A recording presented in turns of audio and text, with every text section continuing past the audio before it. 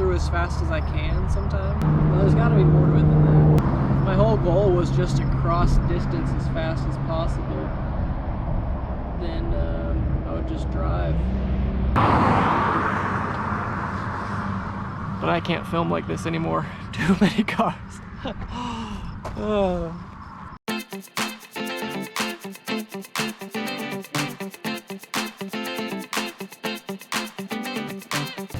Hey, my name is Isaiah Shields. If you're new around here, let me catch you up real quick. About a year ago, I had the idea to go on a walk, one that could be measured in months. The idea proved to be surprisingly resilient, so when winter temperatures ebbed, I began walking. To give the walk some structure, I decided to walk from the westernmost point of the contiguous 48 states to the easternmost point. Points found, respectively, at Cape Alava in Washington State's Olympic Peninsula and at the West Quoddy Lighthouse in Maine. Since the real objective was to see the world at Marco Polo's pace, I decided to walk from where I lived in Provo, Utah to Cape Alava and then turn around and walk to Maine. So far, it's been an incredible journey.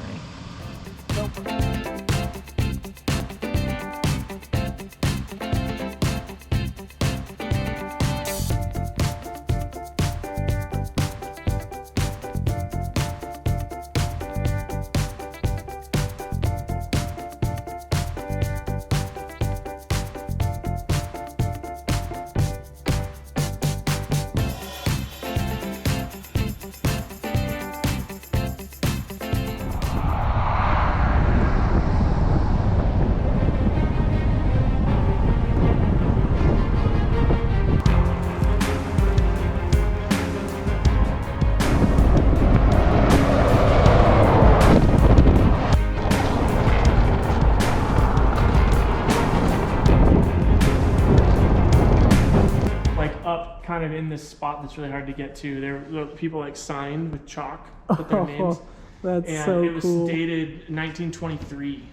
So originally it was like a turn of the century vaudeville theater used for like live performance and stuff, and then they actually turned it into a movie theater. There's some old like 1950s projection equipment in the back room too. Well, look at that. I mean, look at these old paintings. Yeah. When is that from? It's crazy. They're just like plaster and layers of wallpaper and stuff.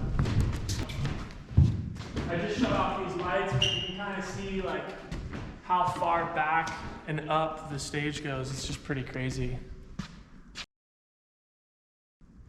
This was back when they just made things out of all brick, you know? Exactly. And so there's two catwalks that are just bolted in there. I mean, that's like old growth. Like the organist would sit there and they could look down at the stage.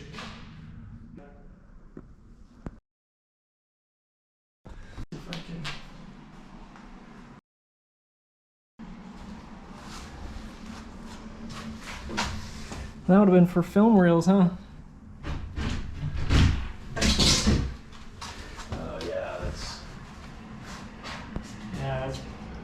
I put this up to, we had a window issue, but the window just kind of like came off the hinge a little bit.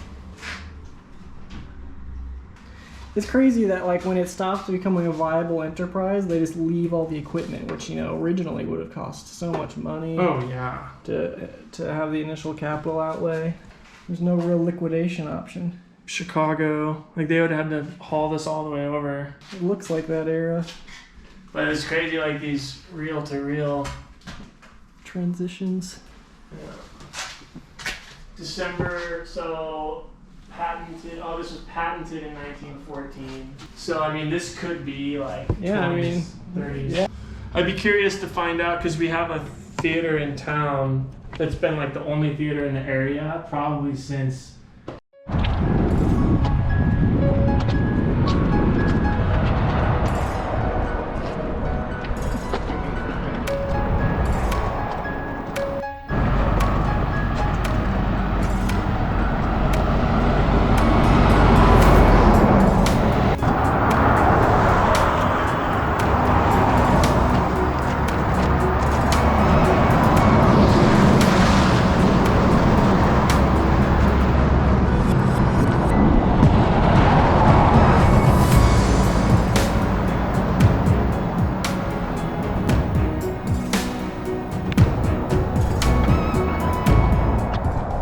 a general rule, inclines, I've noticed, on freeways tend not to get much worse than what I'm going up right now. I had a police officer recently, just a couple minutes ago, stop by. I think he said this is about a 6% grade. And it's not nothing, for sure. I'm never sure how good a job the camera does at showing what the incline is, but I've noticed it's remarkable. The hills just don't bother me after wind. The last couple days have been really windy, and that is so difficult. It's hard to describe really easily. It's very tiring. I just never stop trucking. I'm also enjoying the change in scenery. The trees and greenery versus desert. Hoping to get to Pendleton the day after tomorrow.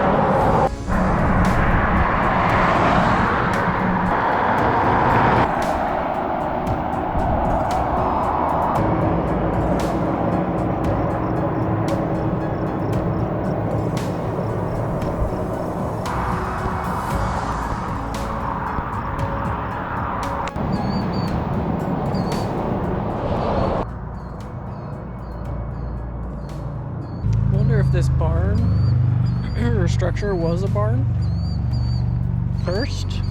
Else why would they have those doors up there? And then was it just turned into this storage facility for gravel? Which is what it looks like to me. Or was it purpose built for the storage? Blue Mountains, just about 9, running out of light, so gotta stop soon, but this is actually one of the most pleasant times to be walking, which is kind of a bummer. That one, you're tired, and B, you're about to run out of light, and I still need to set up my tent. Stuff like that.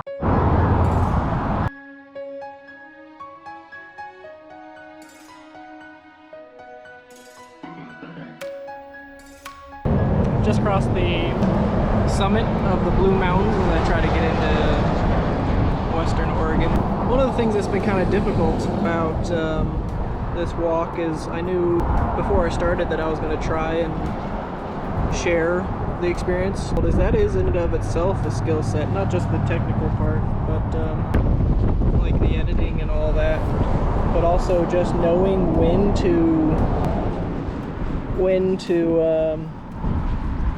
record what's worth recording. I'm sure that's a lovely look. How to be authentic on camera. My whole life I think I've struggled somewhat with self-consciousness. It's just, we're all built differently. That was just one of the ways I was put together. It's always really been prevalent in my mind, trying to understand how I'm perceived by others, which is easily my biggest pet peeve about myself. But struggling to portray what you are really going through, or instead of how you kind of want to come across. If you spend less time thinking about what you think others' perception of you is, then you have more time to authentically live life, and that's been my goal for a really long time. Life isn't made up of the big moments, the monumentous occasions. Life is made up of all the small moments. Which sounds really cheesy. But it's all the little things, you know, done over and over and over again, thousands of times, that make a life a life. Little moments. And often, when you look back, it was the things that in the moment you wouldn't have considered consequential, you would never have realized are going to matter so much. They just seem like a small thing. Those are the things that matter. So I'm trying to get better at really capturing life. What I experience every day is different than what it's been. I'm gonna try and keep getting better at it, which is all we can do, and it's good enough. 35-ish miles from Pendleton, which I would like to get to by like sometime tomorrow morning. Might be difficult. But I am gonna go downhill for a while now, at least. I think it rolls down for a little while, but for right now I've got a good downhill stretch.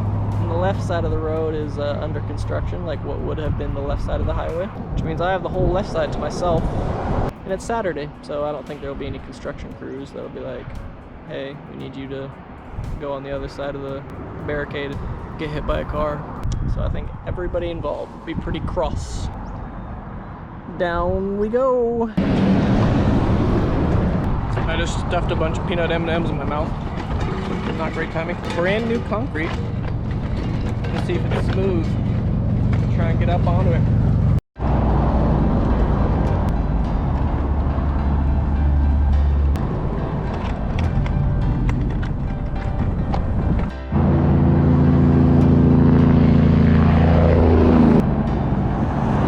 How roads are made.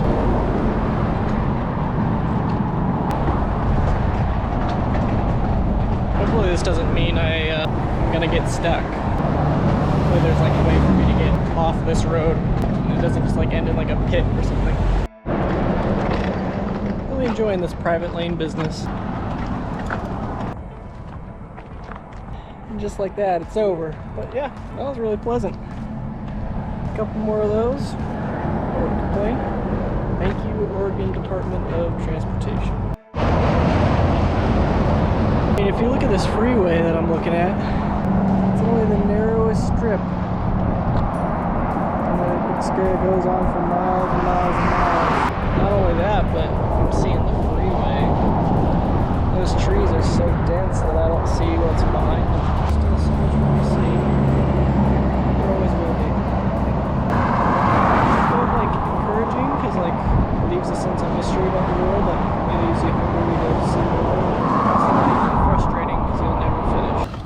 Onward, ever onward.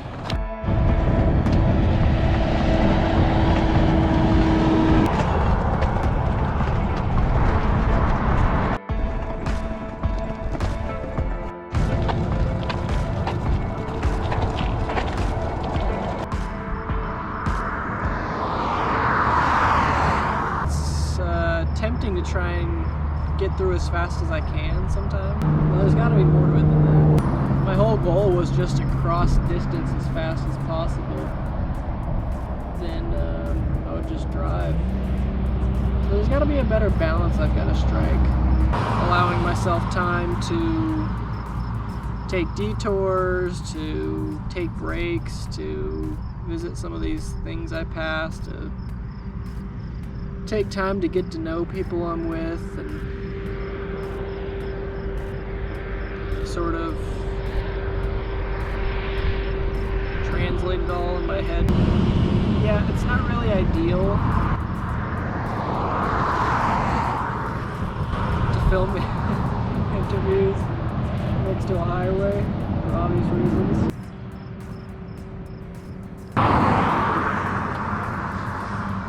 But I can't film like this anymore. Too many cars.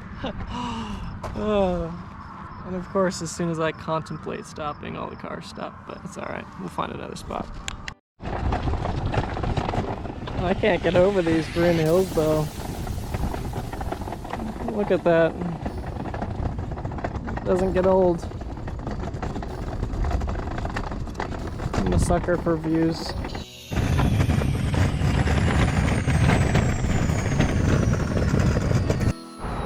Day 39. Today's goal is easy. It's about 7 miles to the local chapel.